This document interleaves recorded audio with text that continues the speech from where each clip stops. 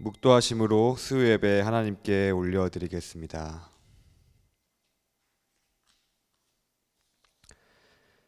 코로나 시대로 인하여 모든 예배가 비대면 예배로 전환되므로 영상으로 예배를 드리게 되었습니다.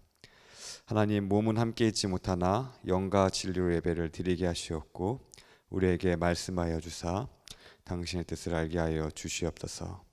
감사드리며 예수 그리스도 이름으로 기원하옵나이다. 아멘.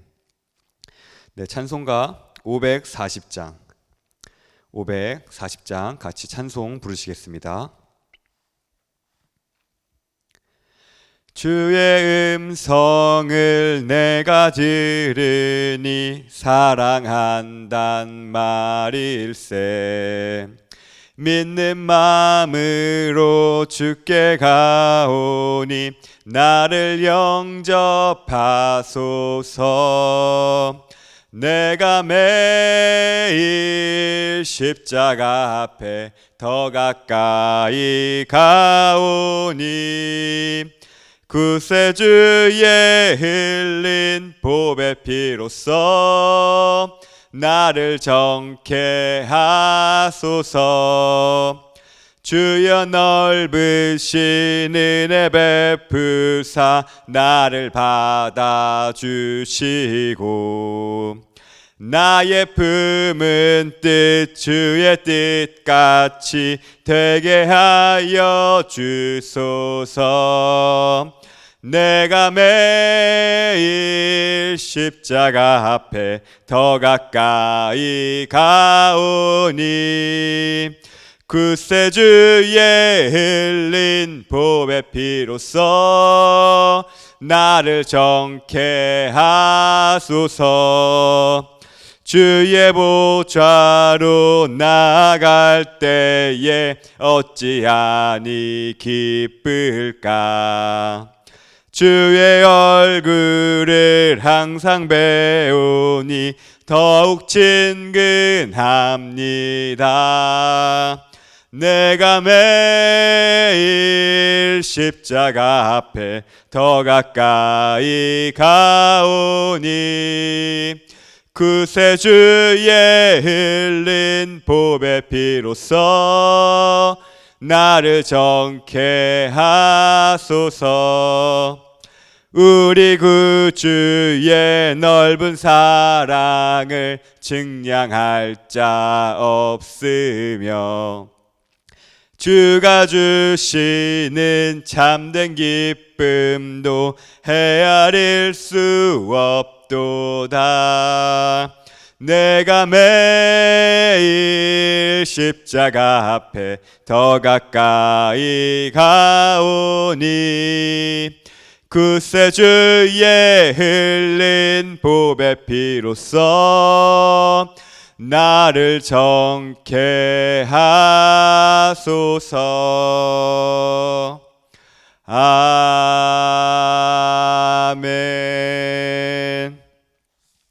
오늘 우리에게 주시는 하나님의 말씀은 시편 84편입니다. 시편 84편 1절부터 12절까지의 말씀입니다. 제가 봉독하겠습니다. 만군의 여호와여, 주의 장막이 어찌 그리 사랑스러운지요. 내 영혼이 여호와의 궁정을 사모하여 새약하며 내 마음과 육체가 살아계시는 하나님께 부르짖나이다. 나의 왕, 나의 하나님, 만군의 여호와여, 주의 제단에서 참새도 제집을 얻고 제비도 새끼 둘 보금자리를 얻었나이다. 주의 집에 사는 자들은 복이 있나니 그들이 항상 주를 찬송하리이다. 셀라. 주께 힘을 얻고 그 마음에 시온에 데려가 있는 자는 복이 있나이다. 그들이 눈물 골짜기로 지날 때에 그곳에 많은 샘이 있을 것이며 이른 비가 복을 채워 주나이다. 그들은 힘을 얻고 더 나아가 시온에서 하나님 앞에 각기 나타나리이다. 만군의 하나님 여호와여, 내 기도를 들으소서. 야곱의 하나님이여, 귀를 기울이소서. 셀라. 우리 방패이신 하나님이여, 주께서 기름 부으신 자의 얼굴을 살펴보옵소서. 주의 궁정에서의 한날이 다른 곳의 첫날보다 나은즉 악인의 장막에 사는 것보다 내 하나님의 성전 문지기로 있는 것이 좋사오니 여호와 하나님은 해요 방패이시라.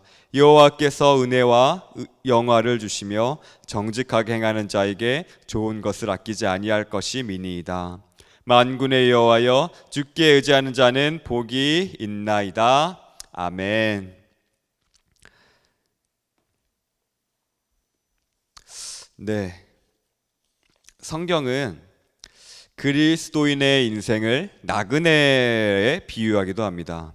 베드로전서 1장 1절에 보면요, 예수 그리스도의 사도 베드로는 본도, 갈라디아, 갑바도기아, 아시아와 비두니아에 흩어진 나그네라고 해서 그리스도인을 나그네라고 표현하고 있고요. 베드로전서 1장 17절에는 너희가 나그네로 있을 때에 두려움으로 지내라라고 나그네라고 기록을 하고 있습니다. 성경은 왜 그리스도인들을 나그네라는 비유를 칭했을까요? 먼저 이것을 살펴보기 전에 나그네의 뜻을 말씀드리면요, 나그네란 자기 고장을 떠나 다른 곳에 잠시 머물거나 떠도는 사람을 뜻합니다. 이 의미를 유추해 봤을 때요, 그리스도인의 고장은 이 세상이 아니라 하나님의 나라라고 생각해 볼 수가 있습니다. 때문에 하늘 소망을 둔 그리스도인을 성경은 나그네라 칭하는 것 같습니다. 우리의 삶도 마찬가지입니다. 우리의 소망은 이 땅이 아니라 하늘에 있음을 믿으시기를 바랍니다. 하지만 우리는 종종 우리의 소망을 이 땅에 한정시켜두는 경우가 있는 것 같습니다. 예를 들면요, 이 땅에서 부자로 사는 것, 아니면 이 땅에서 자녀가 좋은 대학 나오고 좋은 직장에 들어가는 것 등으로 하나님의 축복을 축소시키는 거죠. 물론 하나님의 복은 구약 성경을 살펴보면요, 이 땅에 잘 사는 것으로 표현되기도 합니다. 아브라함이 하나님의 축복을 받아 거부가 되기도 했고요, 요셉과 다니엘은 높은 간직에 오르기도 했죠. 하지만 생각해야 될 것은 모두가 이러한 복을 받지는 않습니다. 이러한 경우는 특수한 경우이죠. 그런데 심지어 복을 받아도 이것이 끝까지 복으로 유지되는 경우는 드뭅니다. 왜냐하면요, 기독교 역사를 살펴보아도 기독교가 힘이 되었을 때에 하나님 나라가 확장되는 것이 아니라 오히려 부패하고 썩어서 망한 경우들이 많이 있기 때문입니다.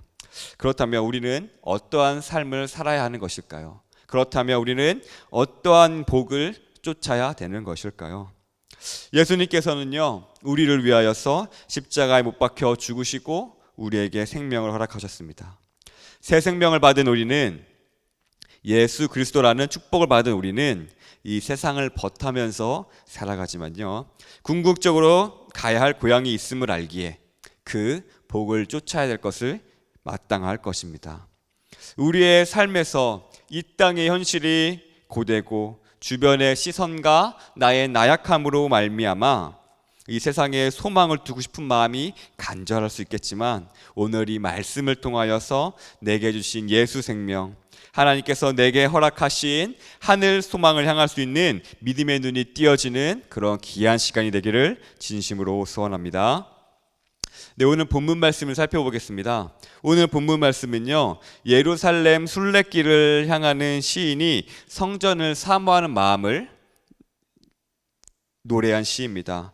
1절부터 4절까지를 살펴보면요, 시인의 상태가 나옵니다. 시인은요, 여호와의 궁정을 사모합니다. 하지만 이와 대조적으로 시인의 상황은요, 좀 많이 어려운 상황인 것 같은데요, 3절에 보면요, 참새도 제 집을 얻고 제비도 새끼들 보금자리를 얻었는데 라고 기록하는 거 보면은 이 시인의 상태는 자신의 보금자리가 없는 그러한 상황입니다. 때문에 시인은 가진 것이 없는 상황이기에 주님의 성전을 더욱 사모하는 그런 간절함이 나타나기도 하죠. 그 다음에 5절 8절을 살펴보면요, 시인의 믿음의 고백이 나옵니다. 시인은 5절에 다음과 같이 고백합니다. 주께 힘을 얻고 그 마음에 시온에 데려가 있는 자는 복이 있나이다. 아멘. 시인은요, 그 복에 대해 있어서 이 땅의 축복을 얘기하지 않았습니다. 예를 들면요, 하나님을 믿어서 자녀가 좋은 대학 가고 사업이 잘 되고 부동산이나 주식이 잘 되는 것, 혹은 높은 자리에 올라가는 것을 시인은 구하지 않았습니다. 즉 시인은요, 이 세상에서의 소망을 구하지 않은 것이죠. 다만 무엇이라고 고백했나요? 주께 힘을 얻고 마음의 시온에 데리고 있는 자가 복되다고 고백을 합니다. 이 고백의 뜻은 무엇일까요? 이것은요, 주님을 의지하고 그 마음의 성전을 향하는 마음이 있는 자가 복되다고 하는 것입니다. 이게 무슨 뜻이냐면, 조금 더 설명드리면요, 그 마음에 원하는 것이, 시온의 대로라는 게 뭐냐면요, 마음에 원하는 거예요. 즉 그 마음에 세상의 것을 원하는 것이 아니라 시온의 대로 하나님으로 향하는 그 길을 원하는 자, 하나님을 원하는 자는 복이 있다고 오늘 시인 기자, 오늘 성경은 말씀하고 있는 것입니다. 뒤이어 이제 그 시인이 오늘 시편에 고백하고 있습니다. 그 과정에 눈물 골짜기 있으나 샘이 있으며 이른 비가 복을 채워준다고 고백합니다. 즉 그 길이 험한 길 같고 좁은 길 같고 십자가 길 같고 남들의 비난을 당하는 그 길 같을지라도 뭐가 있어요? 샘이 있다고 하고요, 이른 비가 뭘 채워준다고 얘기하고 있습니까? 복을 채워준다고 말씀하고 있습니다. 이러한 하나님의 채워짐으로 시인은 하나님 앞에 사람들이 각기 나타난다고 기록하고 있습니다. 그리고 8절에 이렇게 기록되어 있죠. 여호와여 기도를 들으소서, 이게 기록하고 있습니다. 무슨 뜻이냐면요, 자신의 상황이 녹록지 않은 거예요. 우리는요, 이렇게 믿음의 고백을 하면은 생각해요. 하나님 다 됐겠죠? 바로 바뀌겠죠? 우리의 삶이? 하나님께서 바로 응답해 주시겠죠? 하지만 오늘 시인의 기자가 뭘 보여주냐면 바로 응답이 오지 않다는 걸 보여주고 있어요. 너무나 다급한 상황을 얘기하고 있어요. 그래서 고백하는 거, 주여 내 기도 들어주십시오. 8절에게 고백하고 있는 것입니다. 네, 이어서 마지막 9절 12절입니다. 9절에 시인은 이렇게 고백하고 있어요. 우리의 방패이신 하나님. 이렇게 방패라고 하나님을 칭하는 거 보면요, 시인은 아무래도 공경을 많이 당했나 봅니다. 그 시인을 생각한 거예요. 나를 방어해 줄 것이 돈인가요? 세상 권력? 내 자녀가 좋은 대학 갔다는 것이 나를 방어해 주나요? 아니요. 바로 그 방어해 주신 분이 바로 하나님이라고 고백하고 있습니다. 그리고 그는 또 이어서 얘기하고 있어요. 주께서 기름 부으신 자의 얼굴, 즉 나의 얼굴을 좀 돌아봐 달라고 기도하고 있어요. 이야기하고 있어요. 그러면서요, 믿음의 고백이 나옵니다. 뭐라고 고백하고 있냐면요, 시인이 이렇게 고백합니다. 주의 궁정에서의 한 날이 다른 곳의 첫날보다 나은즉 악인의 장막에 사는 것보다 내 하나님의 성전 문지기로 있는 것이 좋다라고 이게 고백하고 있습니다. 이 시인의 고백은 뭔가요? 현실을 초월한 그러한 믿음의 관점을 보여주고 있습니다. 무슨 뜻이냐면요, 하나님과 함께하는 것이, 하나님의 말씀을 지키는 것이, 하나님의 말씀을 보고 손해를 봐서 내가 천한 자리에 가는 거, 내가 천한 문지기일지라도 하나님과 함께하면요, 그 눈물의 골짜기에 샘이 많이 있고요, 그 어려움 가운데 내가 손해보는 자리에 이른 비를 내려주셔서 하나님께서 채워주신다고 고백하는 거예요. 그러한 것들이 내가 악인의 장막보다, 몸이 편한 것보다 더 낫다고 시인은 고백하고 있습니다. 그리하여 11절 12절에는 이렇게 나와요. 여호와에 대한 고백이 나오고 12절에 주께 의지하는 자는 복이 있다고 고백하고 있습니다. 이게 무슨 뜻이냐면요, 복은 누가 주시죠? 세상에 하면 주나요? 우상의 바알 신이 주나요? 아니요, 하나님이 주신다는 거예요. 그렇기 때문에요, 이 시인은요 너무나 지혜로운 거예요. 하나님께 복이 있다. 그리고 하나님 나에게 복을 주세요. 하나님께 울부짖는 자가, 하나님을 의지한 자가 복이 있다고. 복의 근원이 하나님께 있으니까. 시인은 굉장히 지혜롭게 하나님께 복을 구하고 있습니다. 우리는 흔히 착각하는 경우가 있는데요, 그리스도인이라면요 복을 싫어한다고 생각해요. 아니에요. 신앙이 좋으면 좋을수록요 복을 더 사모합니다. 근데 그 복이 어떤 복이에요? 이 세상에 있는 복이 아니에요. 여기에 주어지고 측정 가능해지고 자녀가 뭐 자랑할 만한 그런 복을 원하는 것이 아니라요, 하나님으로부터 오는 그런 복을 원하게 되는 거예요. 신앙이 깊어질수록, 하나님을 알아갈수록요 이 세상의 것보다 더 좋은 하나님을 구하게 되는 거예요. 이 세상에서 내 몸이 편한 것보다, 내가 떵떵거리는 것보다 더 좋은 것들이 하나님께 있기 때문에 믿음의 눈이 뜨이면요, 신앙이 깊어지면 깊어질수록요 그런 것들을 원하게 되는 거예요, 하나님께. 그래서 고백하죠, 시인이. 자신은 막 보금자리도 없이, 저 새들은 보금자리 있으나 나는 없는 그러한 처량한 상황이 있을지라도 뭐라고 고백해요? 하나님께 의지하는 자가 복되다. 이 시인은요, 진정한 복이 무엇이었는지 알았던 것입니다.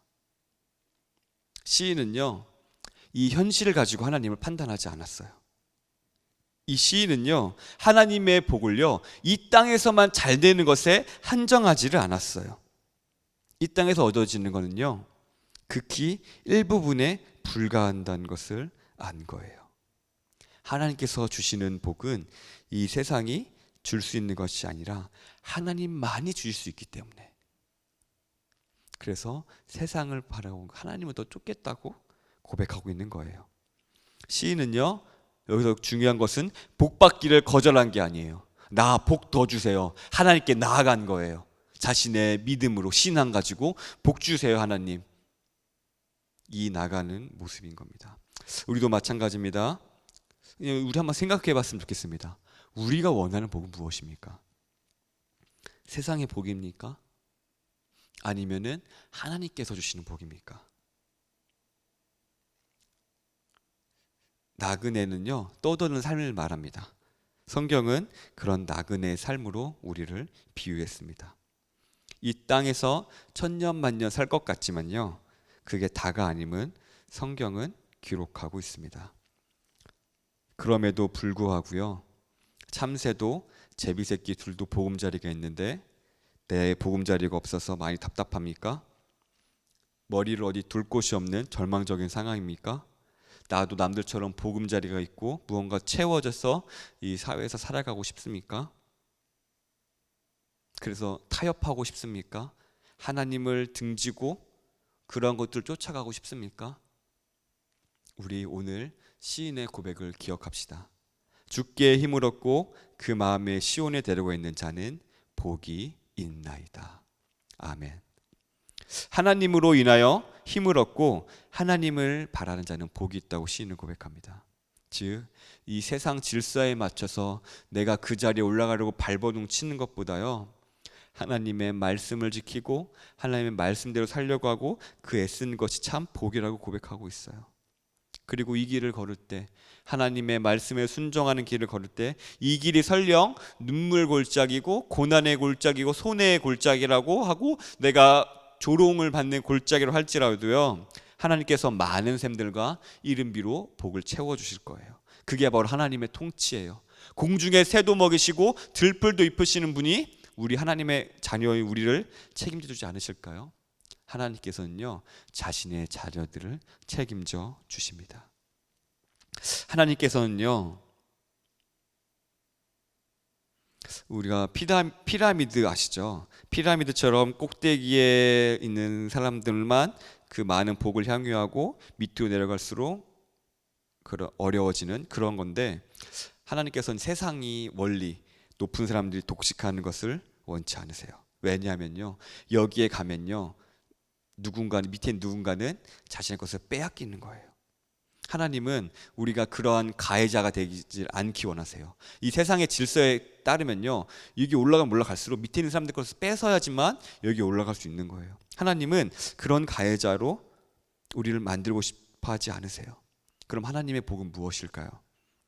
하나님의 통치를 받는 것은 무엇일까요?